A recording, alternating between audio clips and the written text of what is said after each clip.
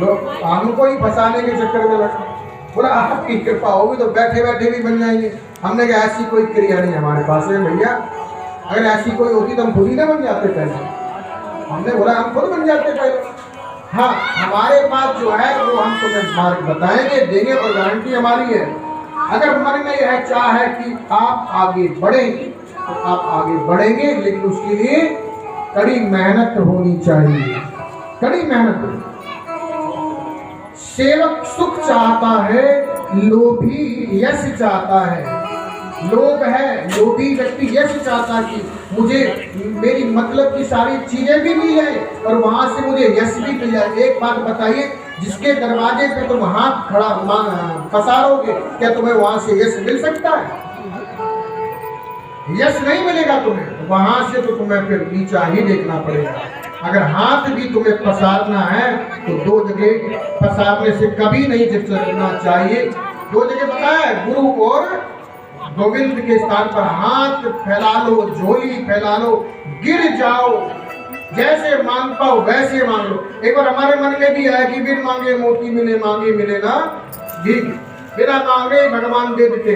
फिर एक बार हम ध्यान में बैठे थे बहुत ज्यादा कि हम इसके रहस्य को समझना चाहते हैं कि आखिर रहस्य क्या है, इसका रहस्य क्या है। तो बाद में पता लगा कि भैया बिना रोए तो माँ भी बालक को स्तनपान नहीं कराती है, तो मांगना तो पड़ेगा प्रभु से, मांगना तो पड़ेगा। भाई ज्यादा मांगोगे, फाइनेंस कंपनी है, मान लो तुमको लोन चाहिए, लोन चाहिए तो भाई 10 लाख का लोन चाहिए। मान लो तुम्हें 5 लाख का लोन चाहिए तो भाई 5 पहले 10 करवाओ तो कहीं जाके 8 तो मिलेगा। भाई 5 चाहिए 10 का करवाओ, 8 तो मिलेगा। ऐसे ही भगवान का भी है कि भगवान को देते हैं, भक्त को बिना मांगे भी देते हैं, अगर पहले भक्त तो बनिए। तो लोभी यश चाहता है, अभिमानी व्यक्ति चारों पदार्थ चाहता है, अर्थ धर्म काम मोक्ष चाहे, मोक्ष चाहे।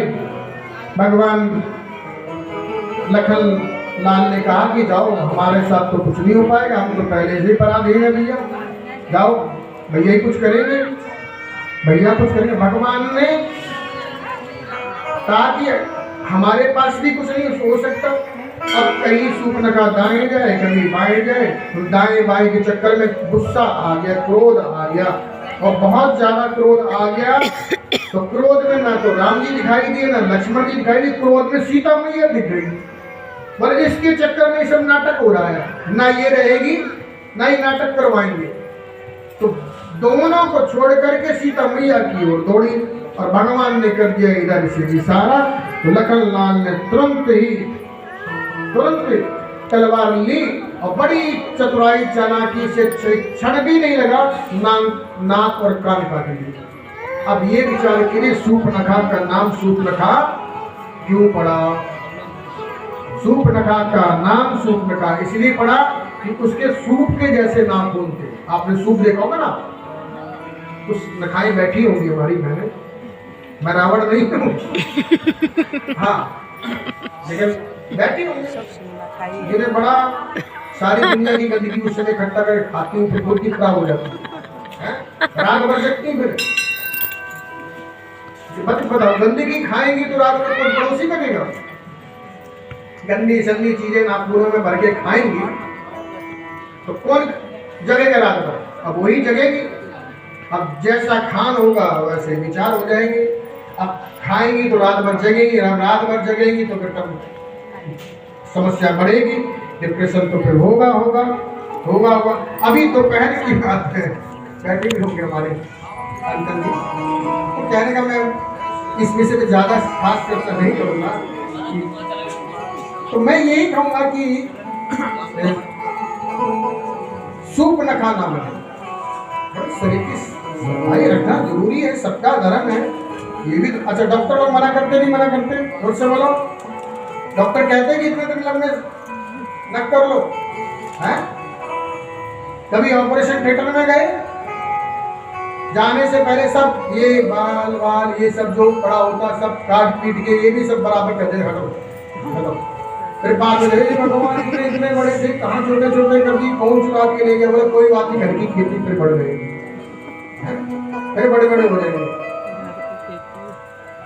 तो सूर्पनखा का नाम, उसके जो नाखून के नख थे सूप की तरह थे, थोड़े टेढ़े, सूप की तरह टेढ़े थे, इस वजह से नाम सूर्पनखा पड़ा। आज नाक कान काट दिए तो दौड़ पड़ी कि भैया बचाओ, भैया बचाओ, भैया बचाओ, तुम्हारी बहन की बेइज्जती कर दी, बचाओ। अब भगवान श्री राम, एक दिन की बात है, भगवान श्री राम जी जानकी मैया एक शिला पे बैठी हुई थी, लक्ष्मण भैया कंदमूल फल लेने गए थे। उस वक्त कंदमूल फल खाए, हाँ कि चावल से फुर्सत मिलेगी तब खाओ।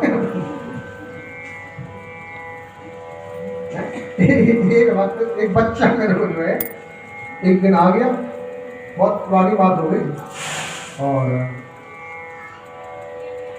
और मुझसे आकर कह रहा है गुरुजी एक चावल का दाना ले आया, मेरे पास खैनी में दिखाता, एक चावल का दाना ले आया बच्चा,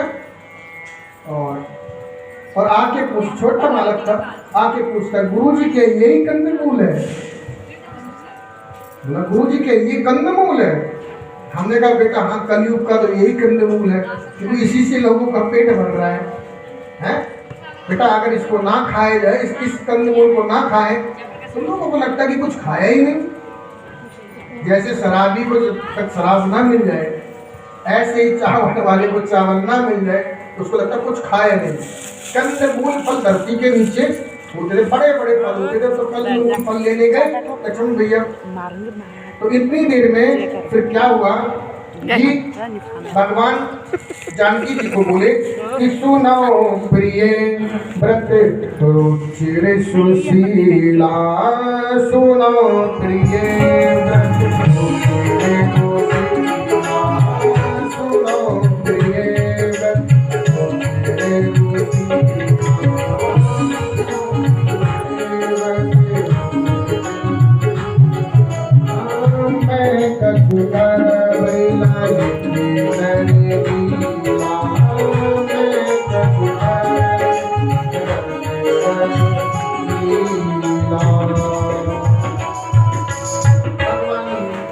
राम जी बोले जानकी मैया को कि मेरी प्रिय, मैं अब कुछ अलग करना चाहता हूँ। बोला माता जी बोली अलग क्या करना चाहते हो?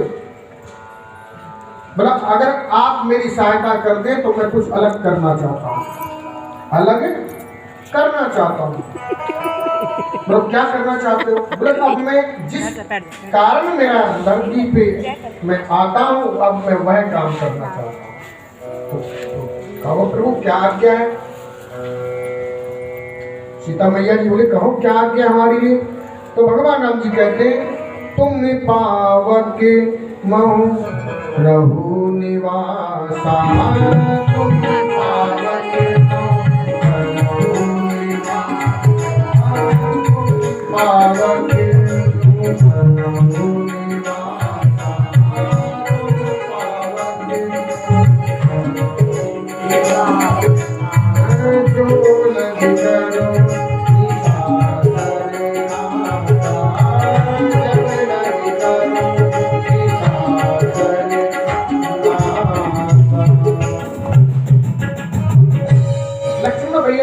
फल लेने गए। इतनी देर में मैया जानकी को प्रभु ने समझा दिया कि मैं नर लीला करने वाला हूँ, बहुत अद्भुत लीला है, और आप एक काम कीजिए, जब तक मेरी लीला समाप्त ना हो जाए तब तक आप इस अग्नि में प्रवेश कर जाएंगे।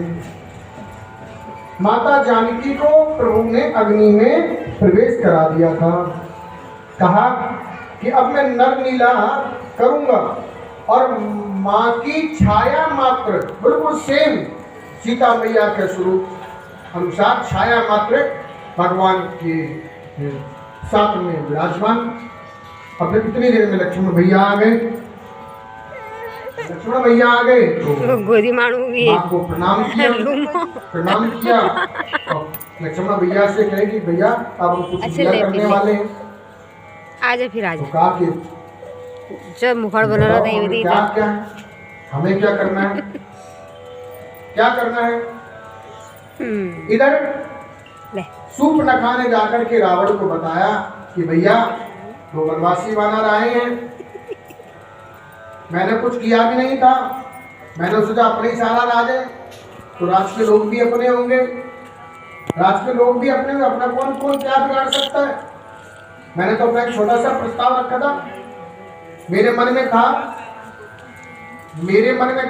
उनके दो वनवासी थे तो उनके साथ में एक स्त्री थी, तो मैंने मन में सोचा कि ये स्त्री तो बड़ी अच्छी है, ये तो लंका में होनी चाहिए, मैं तुम्हारे लिए जो है कोई बढ़िया सी बहू देखने गई थी। अपनी बात को घुमा दिया, ये नहीं बताया कि मैं अपने प्रस्ताव के साथ गई। दूसरी बात रखी, और जब दूसरी बात रखी तो कहा कि बताओ मेरी नाक भी काट दिए, कान भी काट दिए।